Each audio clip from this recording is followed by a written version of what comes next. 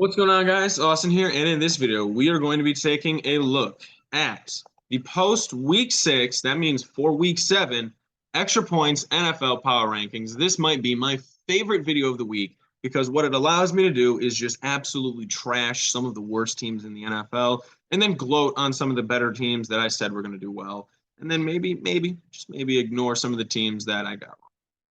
So we're going to start off where we always do at the bottom of the barrel. You'll notice that entire right side, the Steelers, the Jags, the Bears, and the Panthers, they haven't moved because they're all bad teams. I thought about maybe moving the Steelers up one because they got that win against Tampa Bay, but then that means I'd have to put them above Cleveland, or I'd have to bump down the Texans, who are on a bye, and I just believe that both of those teams are better than the Steelers. The Jaguars, they just can't seem to get out of their own way. They have a lot of good pieces, and they have a great defense. They don't seem to know how to use it properly, putting it all together. Trevor Lawrence, he's not great. He's slightly improved, but he's still pretty bad, especially in turning the football over. The Bears and the Panthers, they have very little good about them. The Bears, they have Justin Fields and Roquan Smith and a few defensive pieces. And the Panthers have J.C. Horn, Jeremy Chin, Christian McCaffrey, and Charles Cross. Akeem Ekwonu. Charles Cross went to Seattle, Cleveland, they have to drop 4 because, I had them just barely in that below average category.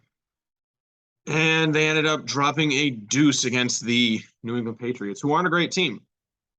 The Broncos, I got to drop them. Just another pitiful performance from Russell Wilson. The Commanders, I know they beat one of the worst teams in the league, but I had to put them up 2 because I couldn't put them up just 1 and drop down a team on a bye. So pop, they go up. And then Texans on a bye, so we don't move them. Now, these are just the below average teams, all right? Now, Seattle, they're slowly making headway. They're 3-3, but, they're just really not a great team. They just kind of overachieve in some spots. The Colts, they had a pretty good win against a team that, we thought might have their number. The Cardinals, just a pathetic performance against the Seattle Seahawks. I believe the Cardinals are a better team, but so far they have yet to show it. Raiders, they were on a bye, so we try not to move them. Same thing with the Titans over there. The Saints, they lost a very close game at home, one in which their defense should have been able to hold things together at the very end. The defense, which I thought was going to be their strength of their team, especially in that secondary, the pass rush altogether, has been pretty poor. Now, they were missing a lot of players, especially on offense, so if they can get those back, I wouldn't be surprised to see them popping back up. But the Saints are stuck down there. The Jets, with an amazing win in Green Bay against the Packers, a 17-point victory holding Aaron Rodgers to 10 points. There's not much you can say. Really, the only thing that's holding this team back is their quarterback play overall. Now, I don't know if that's scheme. I don't know if that's, just pure judgment, if it's volume, if they've just got the kid gloves on Zach Wilson, or what it is. But their offensive volume from the passing game is so low that they're relying on their defense and their running game in situational football, which can only work for so long, without needing a great performance from your quarterback. Speaking of great performances from quarterbacks, Marcus Mariota with the 3-touchdown performance to beat the San Francisco 49ers. Now, the Falcons were a team that people thought, were going to be in contention for the worst team in the league, number 1 overall pick. But, you look at all the teams they're better than. They're 3-3, which puts them about average. And they're better than almost half the teams in the league. Not quite, but they are certainly way better than we thought they would be. Now, these are my above average teams. Lions haven't moved. They were off a bye. Now, I'm going to keep out hope for them. They have one of the best offenses in the NFL. They're averaging 28 points per game, even after getting completely shut out by the New England Patriots. That's hard to do. That puts them still top 5. Tampa Bay drops down 2 because they lost to an awful team. The Dolphins, they have to drop 3. They're really banged up. Missing their quarterback hurts, but I also didn't think they would be this good with their quarterback coming into the season. I think those early weeks of them just being so dominant kind of fooled me, maybe fooled a little bit of everybody. But we know that the Patriots got a pretty good win, so they get to move up. Pretty dominating Bill Belichick-esque win. That's 2 wins in a row for them. I think that brings them back up to 500. Now, the Packers, you can't lose at home, and you can't lose at home to the New York Jets. Those are just two awful wins. So that pulls them out from the 8 spot down to 12. That had them in the cream of the crop category. I don't believe they are anymore.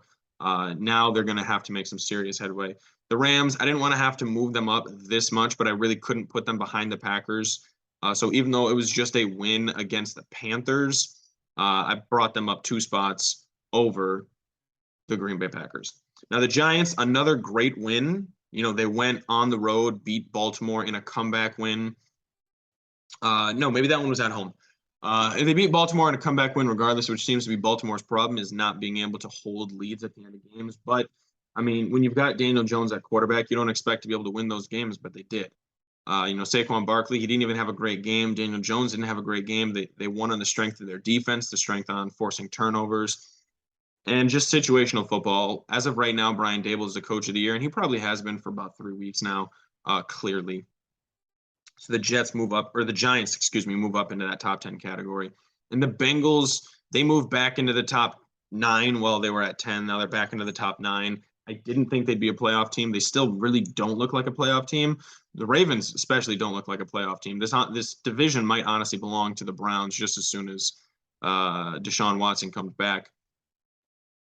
They've got a few question marks. They answered a few of them. Evidently, New Orleans is just worse than I thought. So they don't really get a great bump from that win, especially because it was so close. And then here's the cream of the crop. You'll notice, again, 2 more NFC East teams, which is shocking to me. That's 3 NFC East teams in the top 10. But let's start down with the Chargers. They dropped down 1 from a terrible performance against the Broncos. The reason they're dropping down is not only because they barely won, but also because they sustained some injuries throughout the game, and they've been so banged up this year. The 49ers, they dropped down because they lost to a below average Falcons team, a team that you really need to win against. Those are the type of games that you just need to kind of mark on the calendar saying that's a guaranteed dub, and they just weren't able to do it. Baltimore Ravens, again, I mean, just blowing a game. I want to believe that the Ravens are good, but every single day they just prove me wrong. Lamar Jackson has had 2 consecutive bad games. That's not like him. I don't expect him to keep that up. But the problem with Baltimore is that if Lamar has a bad game, they cannot win. It's impossible for the Ravens to, win football games while Lamar is, performing below average. So as long as he's performing below average, I'm going to keep dropping him. I put the Cowboys above them because the Cowboys have a good enough defense that I believe they would be able to force enough turnovers on the Ravens. And the Ravens defense is so pitiful that Cooper Rush or Dak Prescott or whoever plays, if they played today, I think the Cowboys would win 7 out of 10 times. They're moving up. They had a pretty, I would say, a good performance, a good showing against the Eagles. I thought that if anything was going to happen, they would have gotten blown out.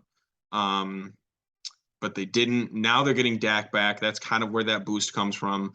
Because, I mean, let's be real here. Cooper Rush had a pretty terrible game. He had like 150 yards and three turnovers. And they were still like 1 possession away at the very end of the game from winning.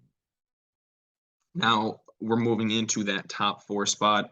I don't know if anybody realizes, but the Vikings only have 1 loss on the entire season. Like, nobody's really talking about the Vikings. Their only loss is to a team above them, the Philadelphia Eagles. They're beating every team that they should, whether it's, blowouts, whether it's close wins by field goals, game-winning touchdowns, whatever they are, they're winning games.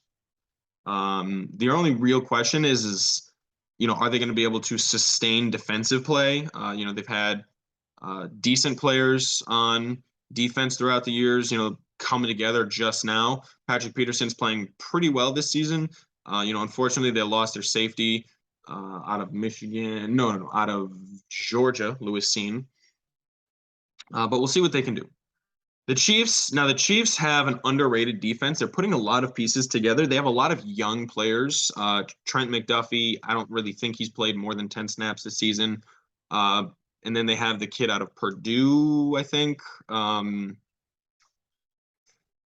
The defensive end, George Karlaftis, they're not my favorite pieces, but they do have some players in the secondary, safety, cornerbacks that are actually playing well above their level that you'd normally expect.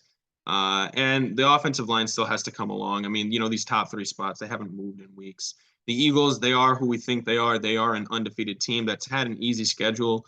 They have some flaws. Their second half scoring isn't that great, but what we do know about them is that they probably do have the best offensive and defensive line combination in the league. Something that's secretly underrated about the Eagles is that their James Bradberry and Darius Slay CB1 CB2 combination.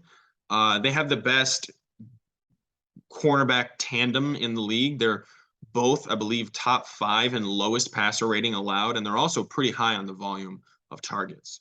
So, that's an underrated aspect. So they can match up really well with almost any team that they'd go to play, especially in the NFC playoffs. With the duo of good wide receivers, like the Rams or the 49ers or the Tampa Bay Buccaneers or whoever they'd have to play. And then the number 1 spot, to no one's surprise, the Buffalo Bills. The Bills who, they beat the Chiefs, they beat the Ravens. They're beating up on bad teams. They're barely winning against good teams.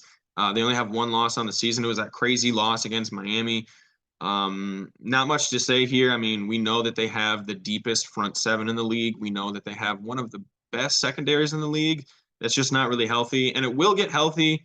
Once Tre'Davious White comes in. Unfortunately, they lost their safety. I think it was Jordan Poyer for the whole season. I can't remember which one it was. But neither here nor there. The Buffalo Bills are the number 1 team. They deserve to be the number 1 team. They deserve to be Super Bowl favorites, and as of right now, they are the Super Bowl favorites. So let me know what you guys think. Where did your team fall? Do you think they should be higher or lower? Be sure to like and subscribe so you can stay up to date on all of our future content.